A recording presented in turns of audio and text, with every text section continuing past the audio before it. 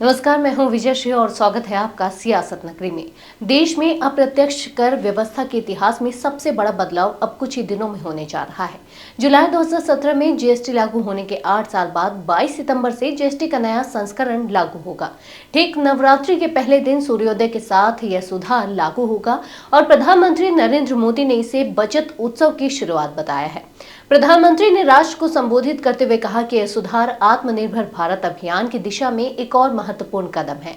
उन्होंने कहा कि इससे गरीब, मध्यम वर्ग, नए मध्य वर्ग, युवा, किसान, महिलाएं, दुकानदार, व्यापारी और उद्यमी सभी को सीधा लाभ होगा।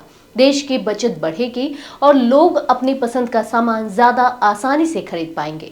मोदी ने कहा कि पहले जीएसटी लागू होने से पहले जनता और व्यापारी अलग अलग टैक्स के जाल में फंसे रहते थे। अब सुधार के अगले चरण में टैक्स स्लैब को और सरल किया गया है। केवल 2 स्लैब होंगे, 5% और 18%। जिन वस्तुओं पर पहले 12% टैक्स लगता था, उनमें से 99% अब 5% श्रेणी में आ जाएंगे। इसका मतलब यह है कि खाने पीने के सामान, दवाइयां, साबुन, ब्रश, टूथपेस्ट, स्वास्थ्य व जीवन बीमा जैसे जरूरी सामान या तो टैक्स मुफ्त होंगे या फिर 5% टैक्स पर उपलब्ध होंगे। प्रधानमंत्री ने बताया कि आयकर और जीएसटी दोनों में दी गई छूट से देशवासियों को 2.5 लाख करोड़ रुपए से अधिक की बचत होगी। इस बदलाव के बाद घर बनाना, टीवी, फ्रिज, स्कूटर, कार खरीदना और होटल में ठहरना भी सस्ता हो जाएगा।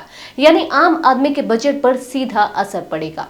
मोदी ने एमएसएमई और लघु उद्योगों से अपील की कि वे घरेलू उत्पादन पर जोर दें। उन्होंने कहा कि टैक्स दरें घटने और नियम आसान होने से एमएसएमई को बड़ा फायदा होगा। उनकी बिक्री बढ़ेगी, टैक्स का बोझ कम होगा और उनके उत्पादों की क्वालिटी भारत की वैश्विक पहचान बनाएगी। प्रधानमंत्री ने यह भी कहा कि विकसित भारत के लक्ष्य तक पहुंचने का रास्ता आत्मनिर्भरता से होकर जाता है।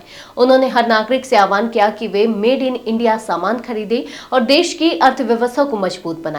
नतीजा साफ है, 22 सितंबर से जीएसटी का नया अध्याय न सिर्फ कर प्रणाली को आसान बनाएगा बल्कि हर तबके की जेब में बचत भी बढ़ाएगा।